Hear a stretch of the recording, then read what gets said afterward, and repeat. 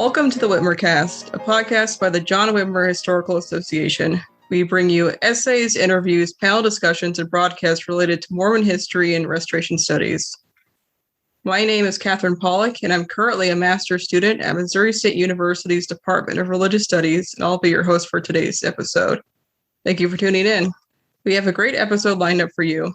We'll be talking to Casey Paul Griffiths. If you would like to join JWHA or visit our entire backlog of episodes in JWHA journals, go to jwha.info. With that out of the way, let's get started.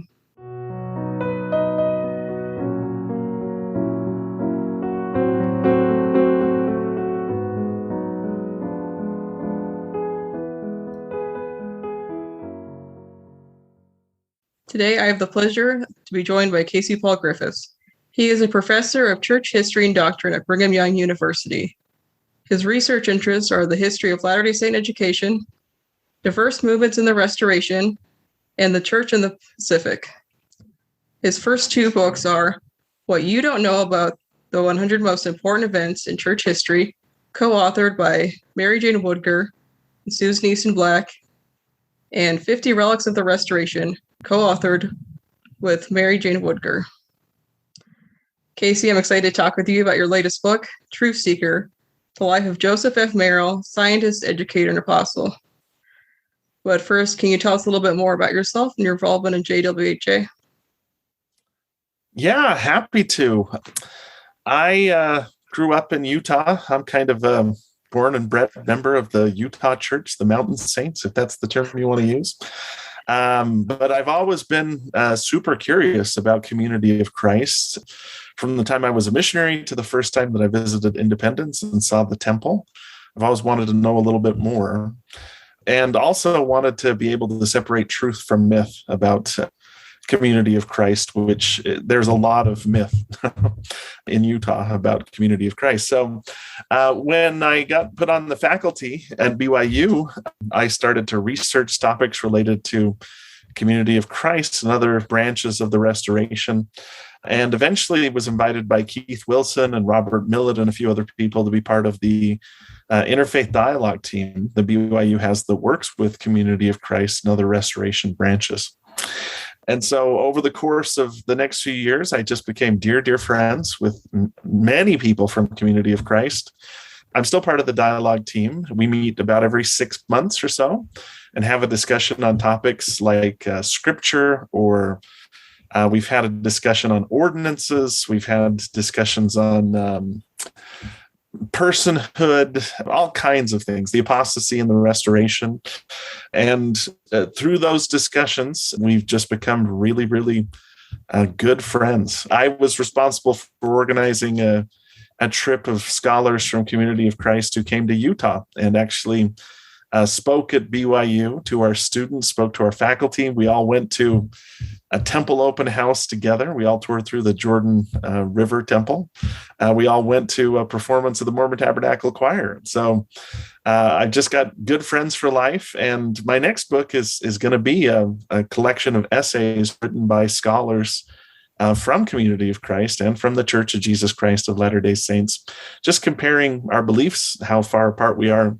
Some places where we can connect and other places where we agree to disagree. All right, so next let's talk about your biography. So Casey's biography focuses on Joseph F. Merrill, a lesser-known figure in 19th and 20th century church history. There are a number of parts of his life that will be of great interest to our audience today. Merrill lived from 1868 to 1952. He was a young adult when the Church of Jesus Christ of Latter-day Saints formally ended polygamy, and he lived the church's transition into the American mainstream. He was one of the first Native Utahns to earn a PhD and was a professor at the University of Utah for 35 years. He was then called to the Office of Church Commissioner of Education in 1928 during the early years of the Seminary Institute programs. He helped create the Department of Religion at Brigham Young University, and in 1933, he was called an apostle, where he served for the rest of his life.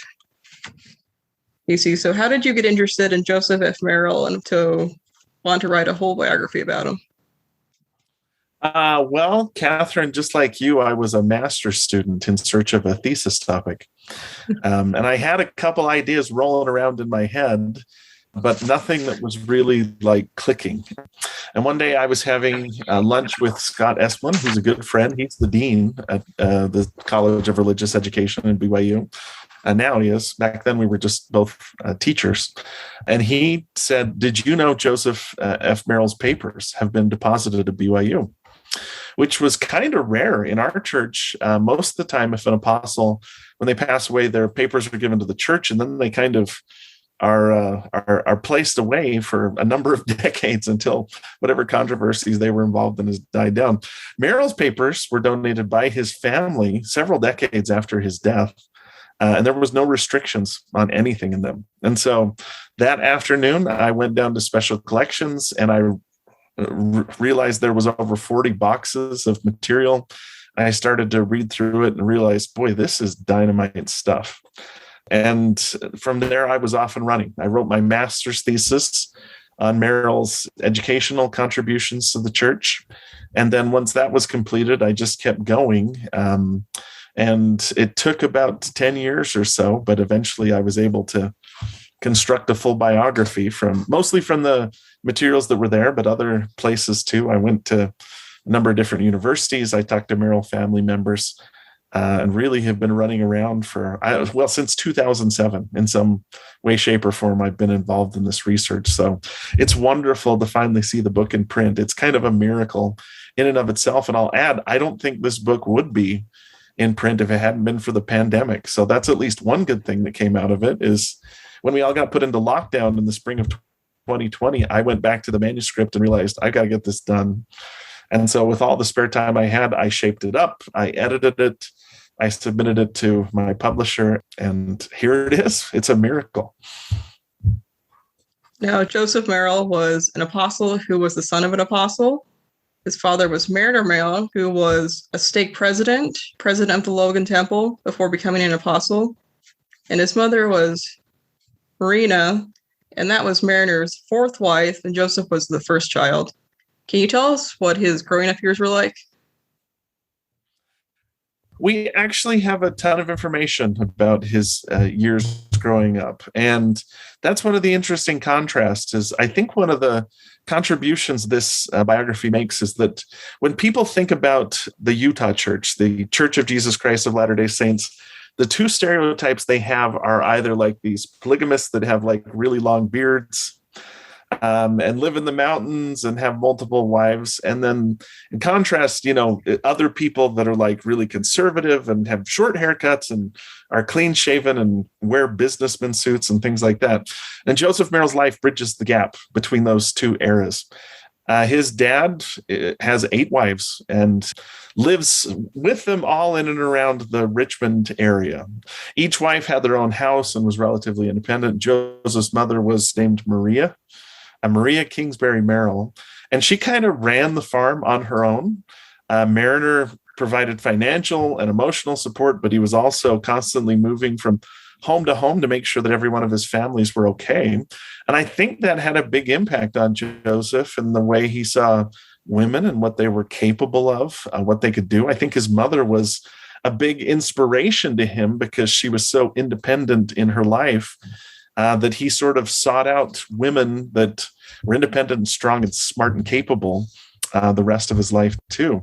As to plural marriage, we don't talk about it a lot in the church today, but Joseph really thought it was a great family arrangement. Like he didn't feel like he was neglected or that his mom was neglected. In fact, I found a letter later on in his life where someone asked about plural marriage, and he basically said, "I'm glad I wasn't asked to practice it, but when I was a child, it felt like a great family arrangement." Mariner took care of his families and made sure that his kids got education.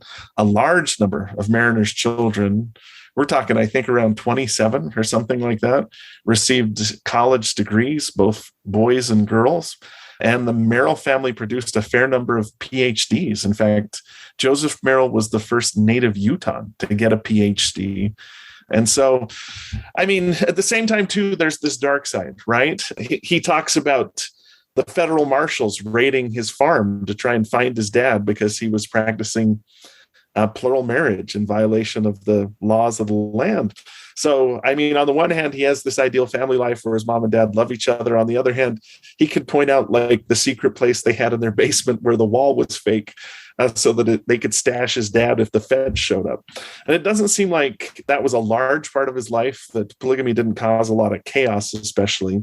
But there's those two sides there, right? And the other thing, too, is his dad hired tutors for them. His dad encouraged them to get education. He said, interestingly, that he felt like his dad had a testimony, but wasn't like overtly spiritual, that he listened to his dad pray and he knew that his dad loved the gospel and the scriptures and things like that, but his dad wasn't overly preachy when they were together. And again, they seem to have this good relationship. There's all kinds of letters between Joseph and his dad when he goes back east to go to school. And I think if there's one area where maybe there's conflict, it's that Merrill's dad, Mariner, grows up in kind of the mystical early world of Mormonism. He talks about like seeing visions and dreams.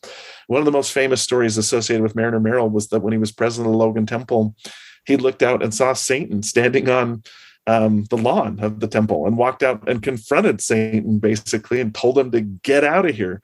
He had all these kind of mystical experiences. And Joseph, on the other hand, growing up, felt like he just didn't match his dad when it came to those kinds of experiences. In fact, the most common story he told about his youth was that his dad had told him to pray and ask if the church was true. And Merrill had prayed from the ages of 8 to 18 every single night in his remembrance and not gotten any kind of spiritual experience. In fact, he said he recalled praying the night before he was supposed to leave home and go to the University of Deseret, which is now the University of Utah, and knelt down one last time thinking nothing's going to happen, but I've committed to do this, and prayed. And then he did get a spiritual experience. It was the night before he was supposed to start his undergraduate education.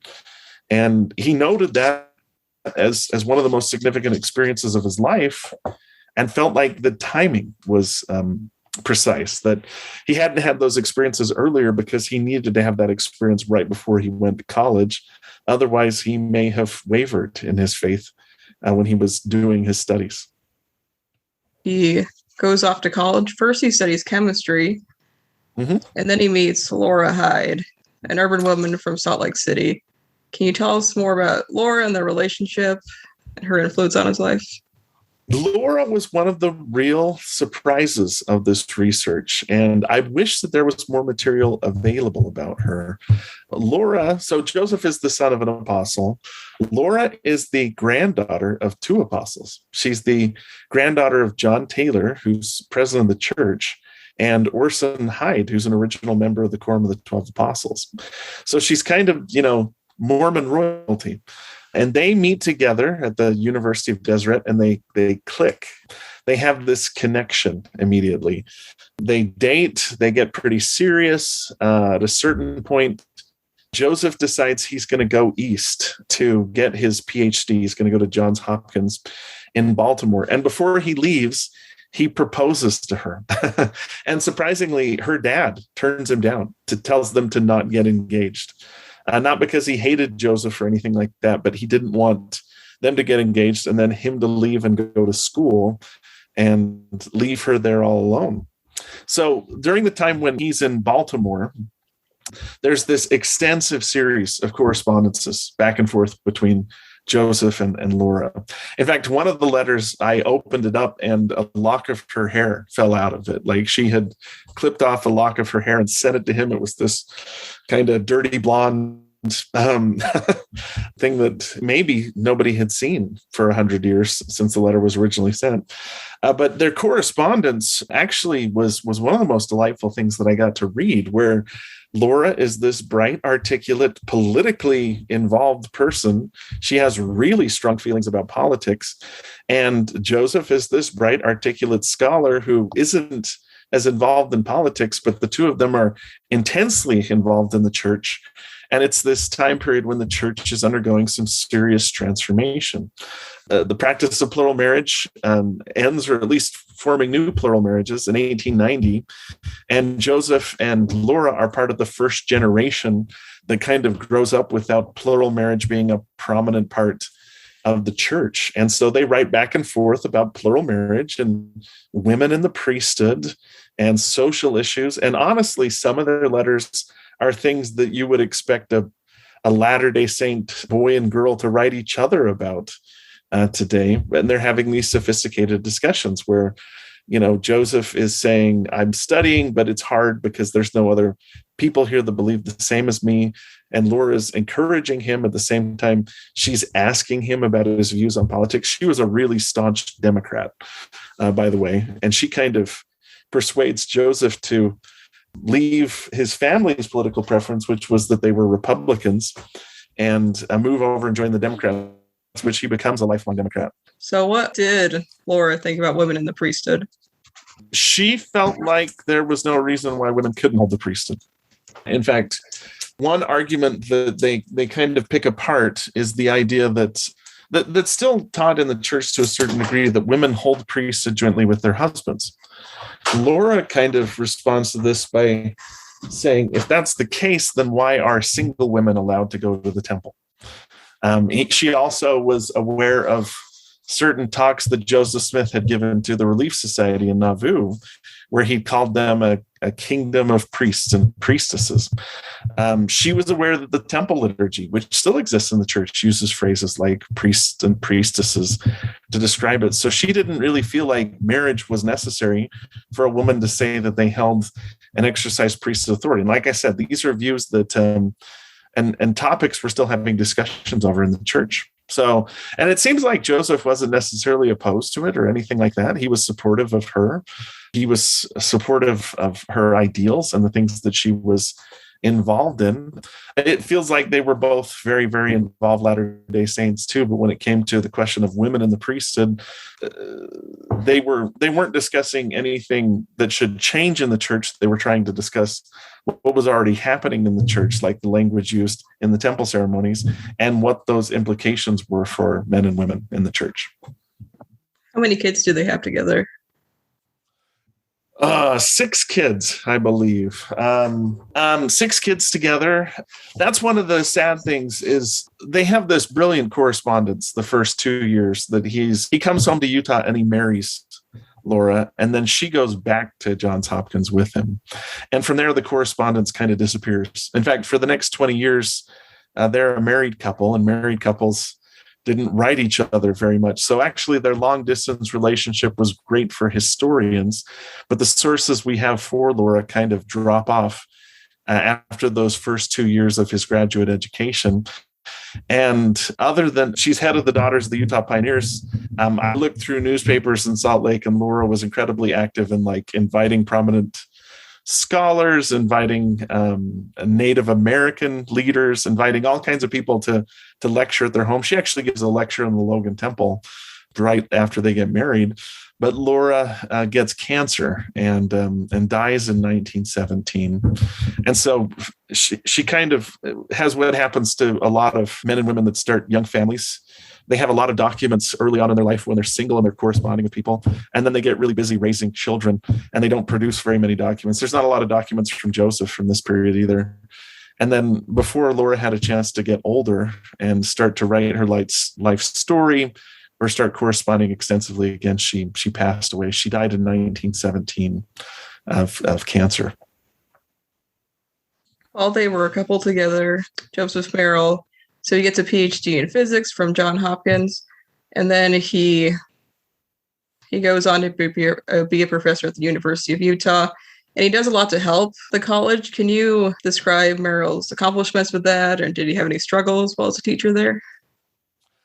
He had a great experience. The University of Utah was founded by Brigham Young. Like I mentioned earlier, it was originally called the University of Deseret. And Joseph Merrill, right from the first time he set foot at the University of Utah, loved the environment, but kind of also felt the tension that existed between Latter-day Saints Society and the university, which was seen as, supposed to be a secular field, but there was this tension of, well, do Latter-day Saints control the university, or is the university independent? So early on, his career is brilliant. He founds the School of Mines and Engineering. There's still the engineering school at the University of Utah is still named the Joseph F. Merrill Building. And everybody loves him. It seems like he's on the rise. Joseph's uncle, Joseph Kingsbury, who was the president of the University of Utah.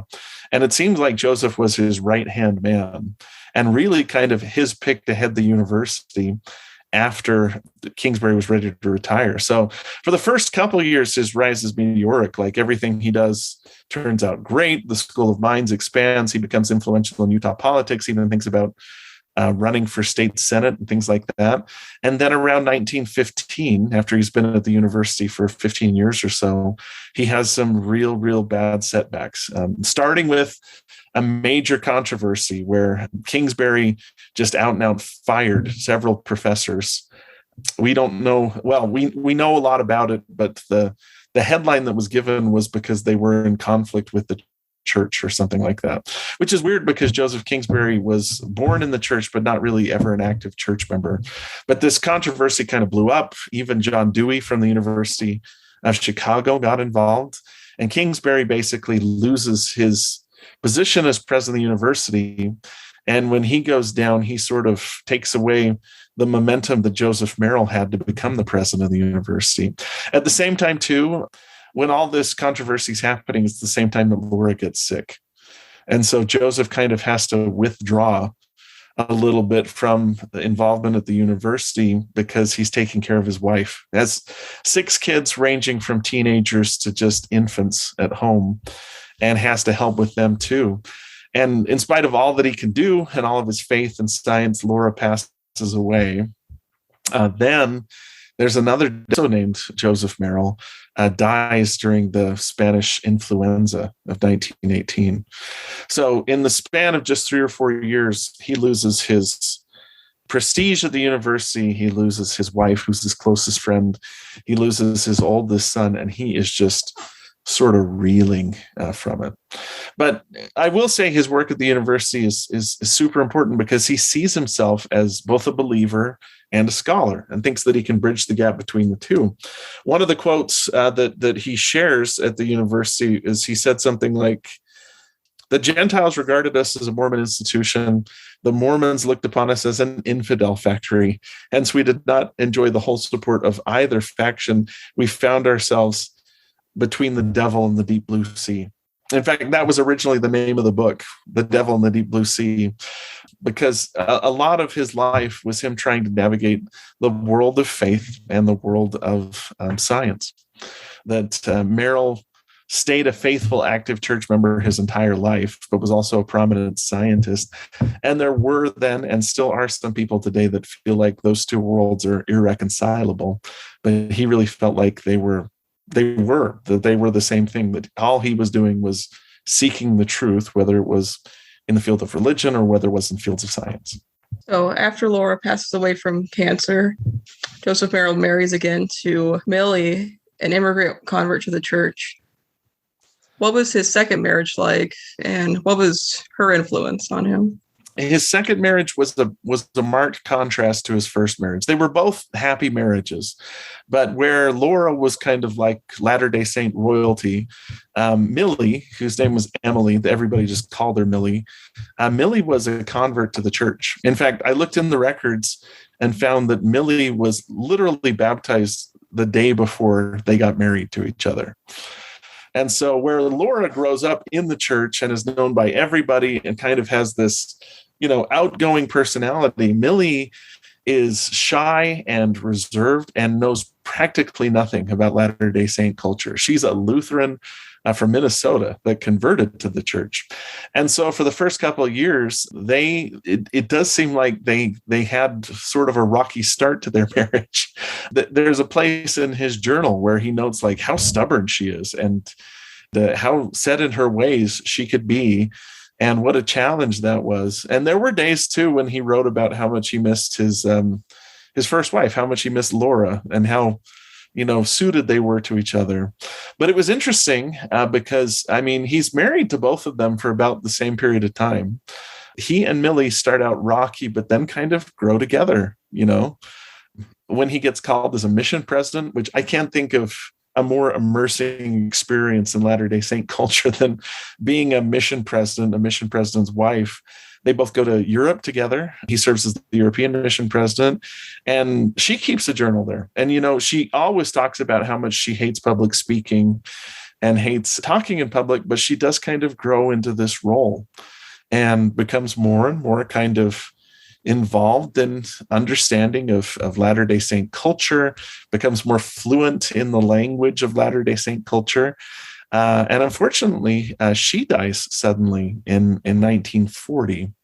That's about 22 years or so after they get married. And it's devastating to him. Like when he loses Millie, it's just as serious a blow as it is when he loses Laura. But where he and Laura kind of clicked immediately and always had this really involved marriage, it did take time for him and Millie to kind of grow together, and through their shared experience, learn to accept each other and build a happy marriage too. They never have any children together either, because I think Millie is a little bit older when they get married. She might have been past her childbearing years. But I did talk to family members too that knew Millie, and everybody said they loved her, that they called their Aunt Millie because it was hard for them to acknowledge that their mom had been replaced. And actually, aunt is like an old polygamous term. You'd call, your dad's other wife your aunt. So they may have borrowed that from that. But they all got along with her and liked her. Felt like, for the younger children, she kind of became their mom and took care of them. And even though she wasn't Millie was a great support to him and dearly loved by him. In fact, one of the interesting things about this biography was the role of women in his life. Like, it starts out with his wife, Laura, and then his wife, Millie, after Laura passes away. And then after Millie dies, the most important woman in his life is his daughter, Laura, who's named after his first wife, who he spends the final years of his life with. And unfortunately, who also dies of cancer. The second Laura dies of the same cancer that the first Laura dies from. And once again, at the end of his life, Joseph Merrill is forced to watch a woman named Laura that he dearly loves just kind of fight bravely this disease, but eventually succumb to it. Now, Joseph Merrill had a big influence on Latter-day Saint education. So before I ask this question, for anybody who doesn't know, what is a seminary and what is an institute for Latter-day Saints? Yeah. So seminaries exist in the Intermountain West, most prominently in Utah and Idaho, but there's seminaries in Wyoming, a smattering in Washington and Oregon, some in Arizona, even some in Nevada. Seminary is basically theological education for teenagers. It exists everywhere in the church in one form or other. There's early morning seminary, which takes place before school, some that takes place after. There's online seminary. But in areas like this, where there's a prominent number of Latter-day Saints, release time seminary is the main thing. I was a release time seminary teacher. It was my full-time job. And basically what happens is next to a public high school, there's a seminary building that is owned by the church. For one period, students are released from school and allowed to walk over to the seminary building. And there they receive instruction in the scriptures and the Restoration scriptures. They don't get school credit for it, so it's a little bit of a sacrifice for them. But Merrill starts this system. And then later on, he basically builds the college equivalent of a seminary building, which is an institute of religion, which I think there's around 400 institutes of religion spread throughout the United States and around the world, where next to a university where there's a number of Latter-day Saints, students can go and receive theological training, take classes on scripture or classes on social issues and things like that. And so Merrill is the originator of that system, which is still probably the most prominent educational system. Just to compare, there's around 30,000 students at Brigham Young University.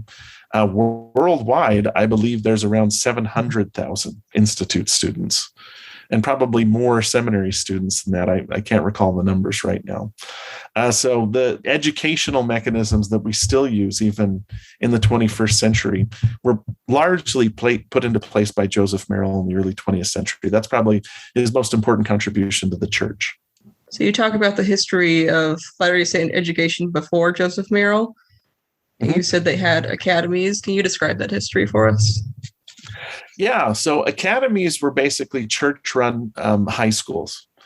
And in the late 19th century, the church basically started an initiative to try and build an academy in every community in the Intermountain West that Latter-day Saints had founded. Some were more successful than others, but you did have, give or take, around 30 to 40 academies operating at any given time. Some of these were boarding schools, so it was like Hogwarts, a person would leave home and spend the year at the school. Sometimes they lived in town and came to the academy. The academies taught, all kinds of secular subjects, but generally had religion classes as well. And they also had a widespread religion class system so that if there was no academy, a person could go and still receive religious training. What distinguishes the academies, though, is that there was no professional religion faculty, as far as I can tell. So you would have your English teacher teach a class on the Book of Mormon, or you would have your biology teacher in the afternoon teach a class on the Old Testament or something like that. And these academies start to decline in the early 20th century as public schools are built in and around the Intermountain West. So the dilemma for parents were academies cost money. You had to pay tuition for your kid to go to a church academy. Public schools were free. And while some kids had to travel and board at a church academy, there was usually a public school in their town. So right around 1912 or so, the academies actually peak in their student population and start to decline the same time that public high schools surpass them. The year that enrollment in public schools in Utah first surpassed church academies was the year Joseph Merrill launched the seminary system, which the idea behind the seminary system was his kids were going to go to a public high school. They lived in Salt Lake City, Utah, and there was a school just a couple blocks away from where the Merrills lived. So Merrill and a lot of parents in the church were worried that if their kids went to a public high school, they wouldn't get the kind of training in religion that they wanted them to have. So his idea was basically, why don't we build religion department across the street? And that's literally what they do. Like, they build a house. The original seminary looked like one of these bungalow houses that you'd see in parts of Salt Lake to this day. And he basically arranged with the local school board to allow the kids to be released part of the day. They found a teacher, Thomas Yates, and the kids started doing what Latter-day Saints in the West still do, the Book of Mormon or the Doctrine and Covenants, and then go back to the school. But Merrill actually was able to arrange for them to get credit for it. They got credit for Bible studies into the 1970s because of the precedent he set at Granite High School.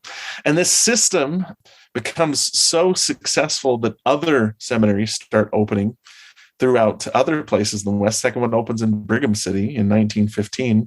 By 1920, the church did an analysis and realized that it cost 1/10 as much to educate a seminary student as it did to educate a student at the academies.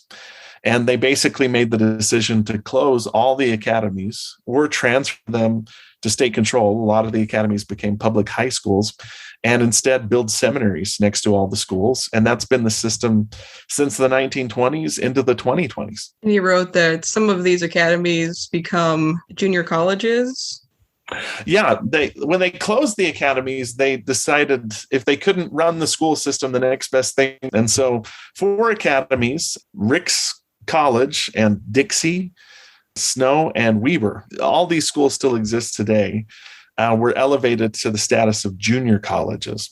And the basic idea behind that was you would have Brigham Young University, and you'd also have Latter-day Saint University, which was in downtown Salt Lake.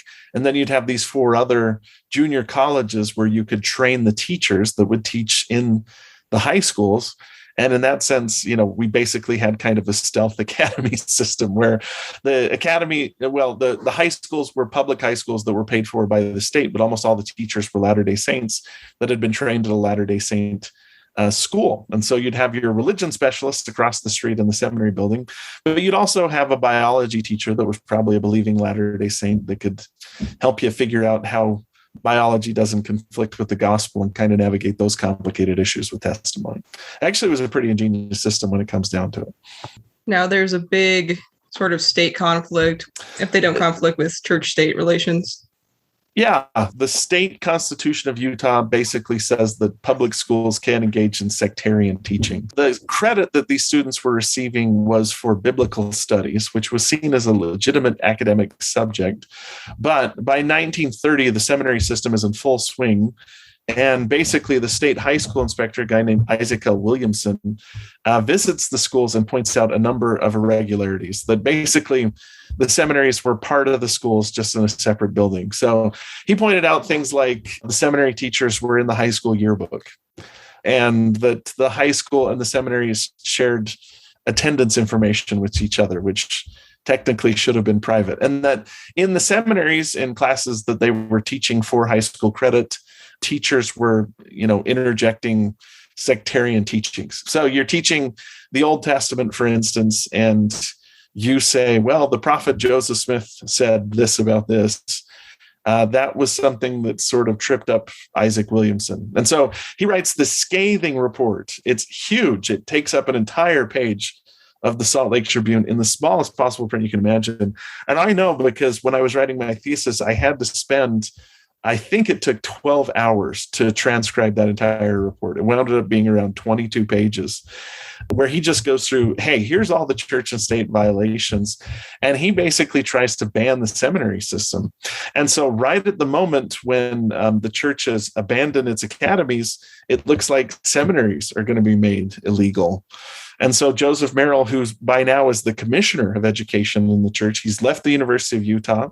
In 1928, he starts serving as church commissioner of education. All of a sudden has to jump in and argue that the seminaries can continue. He has to argue directly in front of the state board. More importantly, he kind of has to wage a war of public opinion. So he writes articles that go in newspapers and gives interviews where he basically says, yeah, if there's some irregularity, we're going to fix it, but let's don't throw the whole system out. And basically, he's able to persuade enough members of the Utah State Board that at the time was split between Latter-day Saints and non-Latter-day Saints to continue to allow the seminary system to continue. Now, they do make some reforms, especially with how teachers interact with schools, and they're very, very clear about curriculum. One problem was that they just didn't have good curriculum. So these Latter-day Saint teachers, these seminary teachers, were kind of falling back on what they'd heard in Sunday school and at the academy. So Merrill starts to develop a more sophisticated curriculum, especially for biblical studies, that leaves out a lot of sectarian teaching. And he realizes that we've just got to have better training for our religion teachers, which we don't always appreciate, that prior to this time, teaching religion was kind of an amateur job in the church. There were no professional religion teachers prior to the first seminary being constructed. And in a church where, your bishop or your stake president or your local ecclesiastical leader is also going to be a mechanic or a lawyer or a doctor, what's the role of a professional religion scholar? In fact, there's still sometimes tension in the church today over what the role of religious scholars is in a church that's led by lay clergy. The prophet of the church right now, Russell M. Nilsson, is a heart surgeon. How does a guy like me fit into a church that's led by a prophet or apostle? It's kind of that whole fishermen versus Pharisees dichotomy that you see in the New Testament, where, do we go with the Pharisees who were learned and know the law, or do we go with guys like Peter that were called to preach the gospel? And I realize in this analogy, I'm a Pharisee, but I'm okay with it. There were good Pharisees too. I mean, Paul was a Pharisee, so I'm fine. I found it really interesting how BYU's Department of Religion was connected to this time when they were trying to build up the seminaries. Can you describe that? Yeah, so the crisis where the seminaries are almost banned, that happens in 1930, sort of leads Merrill to realize we've got to have better training. And so Merrill starts to find a way to train religion teachers better. And he noticed that at BYU, which is the church's primary institution of higher education, there was no religion department. I mean, there was, but it was one guy. It was George Brimhall, who was the former president of BYU. And other than that, there were no professional religion scholars. They were following the academy model where a person taught religion part-time, but was really an expert in a different subject. Merrill felt like there was something valuable in having experts in religion at the university. The primary thing he was looking for was people that would get expertise in religious studies so that they could train seminary teachers. And so during the early 1930s, he starts trying to find a divinity school that will interact with them, but Latter-day Saints are still thought of as polygamous. They're persona non grata at a lot of universities. In fact, the only one he could find that would interact with them really was the University of Chicago, which is this really liberal school, but has some really gifted scholars, Edwin Goodspeed and a couple other people. And they start bringing these people out to BYU to train all the seminary teachers, and the seminary teachers just eat it up. They love it.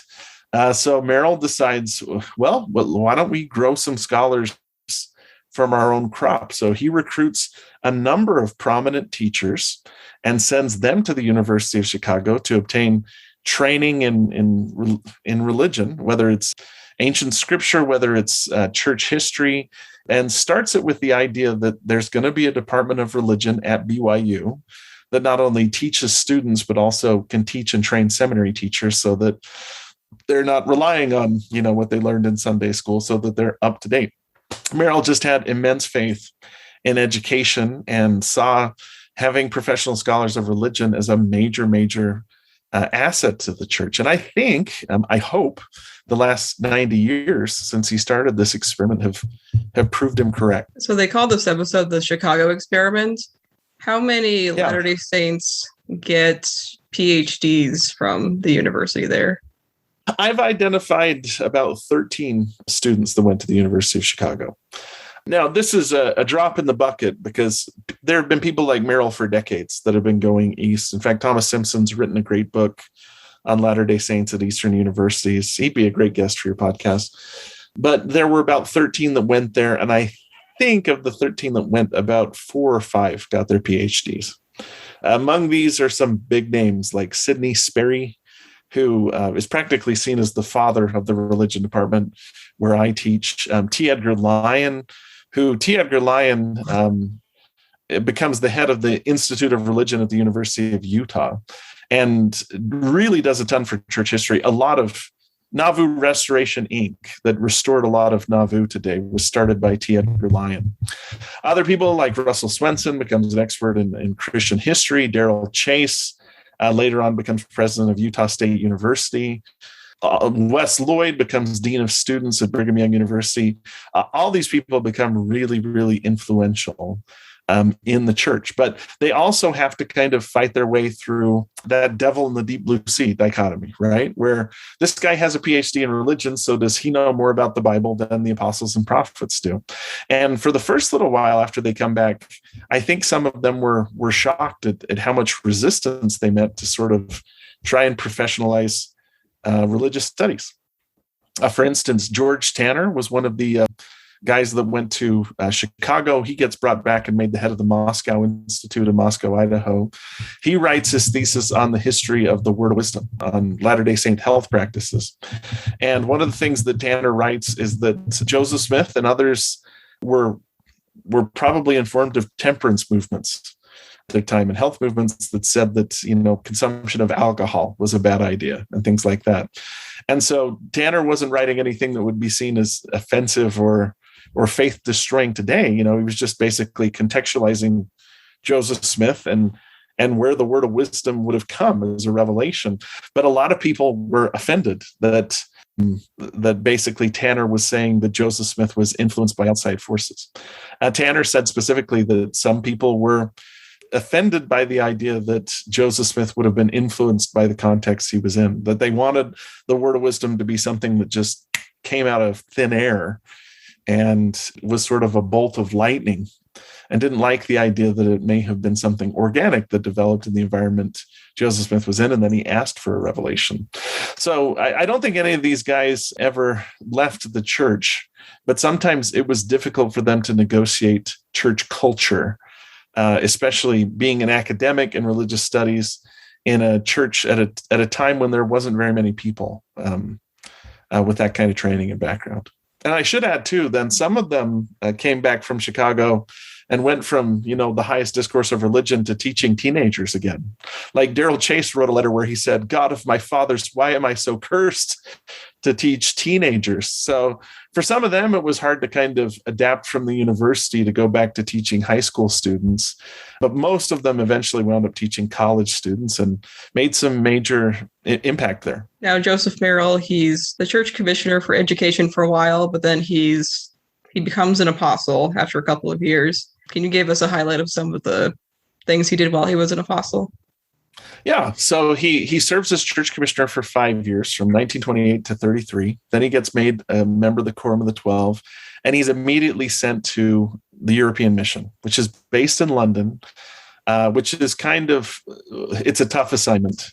The pattern is that they generally sent the newest and kind of most articulate apostles to the European Mission. So James E. Talmage is president of the European Mission. Joseph Merrill replaces Richard R. Lyman, who's also seen as a real heavy hitter. He's a fellow professor from the University of Utah. He goes to England in a particularly trying time and presides over all the European missions. So on any given day, he could be traveling to Holland or to Germany. There was a minor controversy because Joseph Merrill had a picture of himself taken where he was speaking at a gathering of religions, and there was a flag with a swastika in the background. Now, Merrill was not supportive of the Nazi Party or what they were doing. He was just kind of in that environment when he was there, but it caused a minor stir back in Utah when a photograph of an apostle in a room where there was a swastika. This was all pre-World War II. He's mission president from 33 to 36. But he does sort of get a front row seat to the rise of Nazism in Germany and leaves his mission very, very disturbed over the trends that are happening in Europe and what is going to happen there eventually. There's also good stuff too. Merrill realizes that the missionary materials and methods they're using are totally outdated. Like, this was still a time when a person would go down to Hyde Park in London and put down a soapbox and stand up and start preaching. And he just basically said, this just isn't working, guys. So he does what he does at every other place that he serves. He innovates. So he starts saying, well, what if we did radio shows, or what if we did slideshows, or, let's use audio visual stuff. Let's make movies or things like that would bring people in. Let's use new media. And one of his missionaries, one of his assistants, is a really gifted guy named Gordon B. Hinckley, who later on is going to become president of the church, who Merrill recruits to basically create this new media. In fact, when Hinckley's done with his mission, Merrill sends him home to meet with the First Presidency to basically tell them that they need to update their missionary materials. And the First Presidency is so impressed with Gordon B. Hinckley that they give him a job creating this stuff. So in the 1930s, Gordon B. Hinckley starts creating radio shows. Eventually, he's going to be the person that pioneers the use of film in temple ordinances, the church's media practice. He's president of the church when the website of the church is launched. I mean, the next 70 years are impacted by this missionary that Merrill recruits and basically sends home to tell the church it's time for us to leave the 1800s and try and figure out what proselyting looks like in the 20th century. So this culture of innovation, where he's constantly saying, do we still have to do it this way? Is there a new and better way to do it? Is a theme in his educational practices and also in his ecclesiastical practices. In fact, as an apostle, that's probably the best innovation that he's responsible for, to tell the church it's time to start using new ways to reach people. The old stand on a soapbox and preach in the park thing just wasn't working. And so the new missionary initiatives that he helps launch really do kind of propel the church into the 20th century and help us have this sustained period of growth that comes in the latter part of the 20th century. The title of your book comes from Joseph Merrill's, it's like a series of lectures put together, The Truth Seeker and Mormonism. As a scientist, what was his understanding of how science and religion kind of fit together? What did you gain from that? Well, one question that I had to deal with was how come Merrill isn't as well known as people like James E. Talmage or John A. Widtsoe, who really lived around the same time? John A. Widtsoe and Merrill died the same year. They're both affiliated with the University of Utah, so is James E. Talmage. Number one thing I could find was that John A. Widtsoe and James E. Talmage wrote books. Joseph Merrill didn't. He's a scientist, and I don't think he was ever super comfortable as a writer. So I tried to find, did he write a book? And what I found was The Truth Seeker and Mormonism, which isn't well known today and isn't really a book. In the late 1940s, he gave a series of radio addresses. And surprisingly, I mean, in all his general conference talks, he talks more like a scientist than a preacher, to be honest. The Truth Seeker and Mormonism is him going into some very, very sophisticated science, especially for the time period, and basically explaining how it doesn't affect his testimony. That in fact, he saw science as a way to strengthen his testimony. And it seems like whenever we talk about science and religion, the conversation always centers around evolution, the age of the earth, biology, and things like that.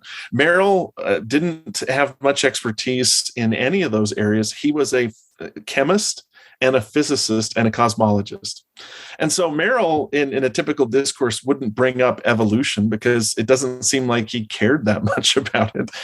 Merrill was constantly saying, okay, we could argue about evolution in the age of the earth, but why aren't we looking at how incredible the cosmos is and how much order there is?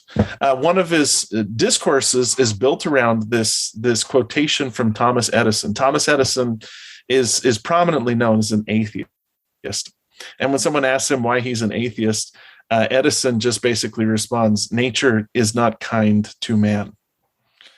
So Merrill writes a discourse, a radio address called Nature is Kind to Man, where he basically explains like how perfect everything had to be for mankind to exist on the earth that we exist on.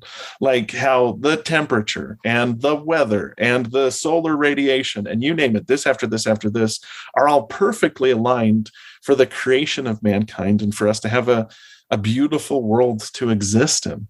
And actually, that was another favorite part of this, was to sort of sit down, because at the time I was a grad student, right? I'm going through the same thing Merrill's going through, and see how this really intelligent person was able to say science isn't something that should detract from your faith. It can be something that enhances your faith.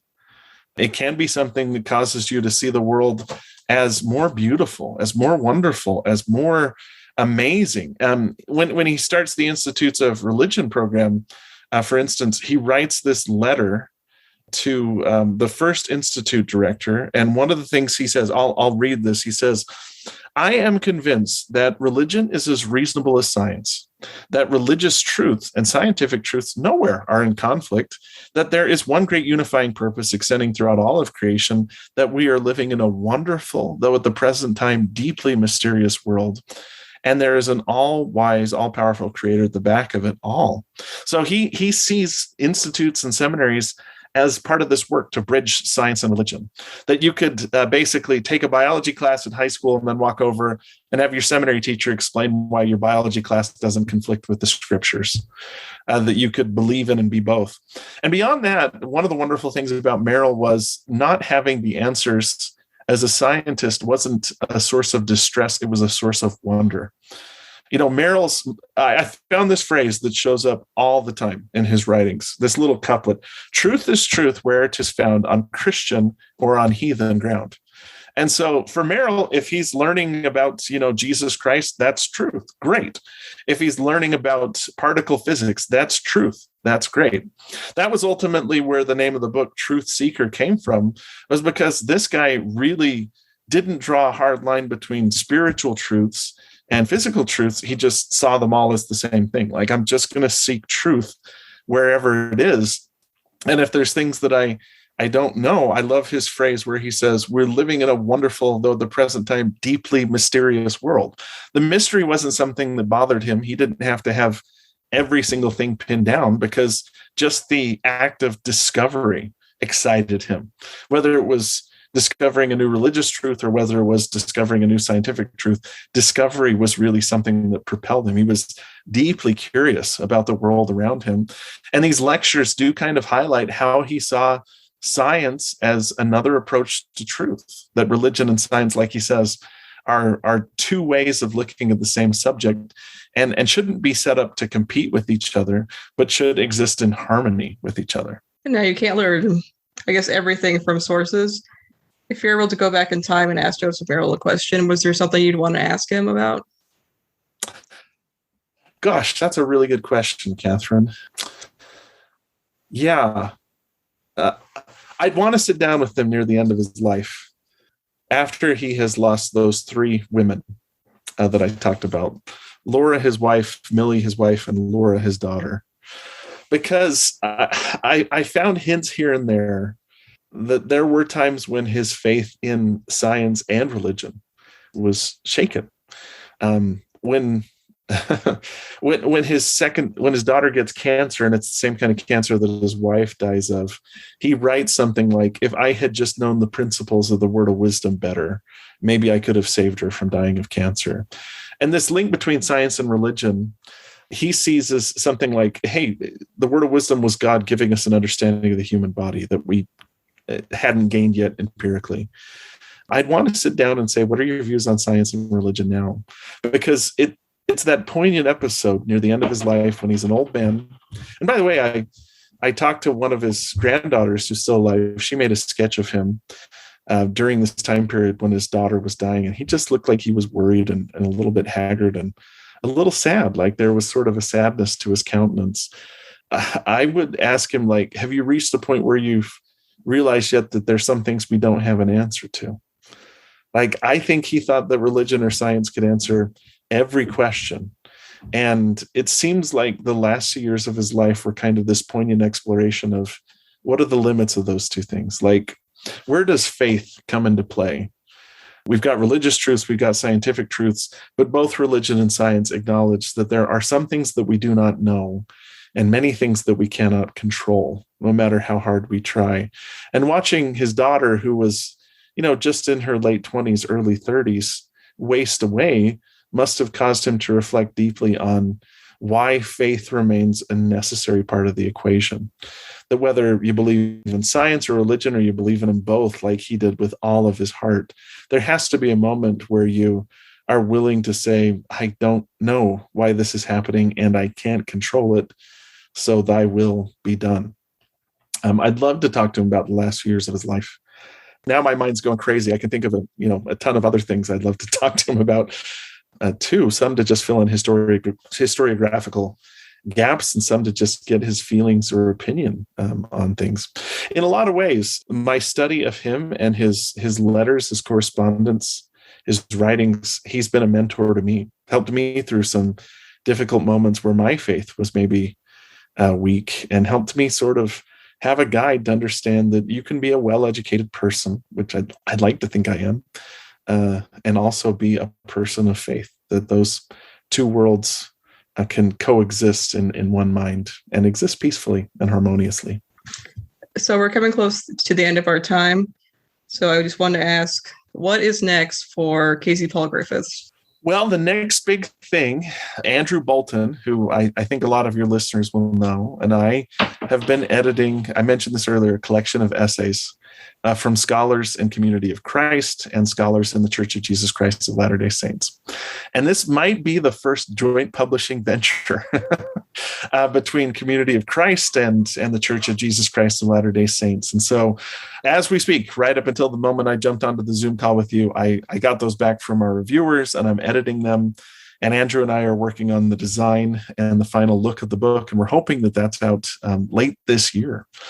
And so just building bridges between all faiths, but especially between those faiths that belong to the Restoration family is how that's my next big project lined up. And I see that as, an important part of my work. I want to bring the family back together because there's so much good that I've seen on every side of everything. And we are family, and we need to act like family. Well, Casey, thank you so much for joining us today. I've learned so much from you and from this book, and I am so excited for this next book. Me too. Honestly, I think it's going to be wonderful.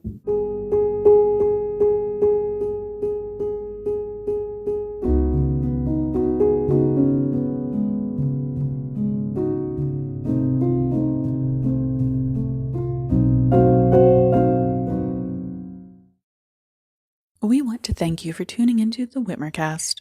This podcast is produced with the help of Bryce Blankenagel, Katherine Pollock, Jill Brim, Joe Geisner, Katherine Hill, and Rachel Killebrew. John Whitmer Historical Association is an educational nonprofit institution with Krista Mackay as our president. For more information, visit jwha.info, where you can meet our team and join the association, read past issues of the JWHA Journal, and get updates on upcoming conferences and events. Our theme music is I Love to Tell the Story, composed by Tom Moraine. This podcast is a production of the John Whitmer Historical Association, copyright October 2021, all rights reserved.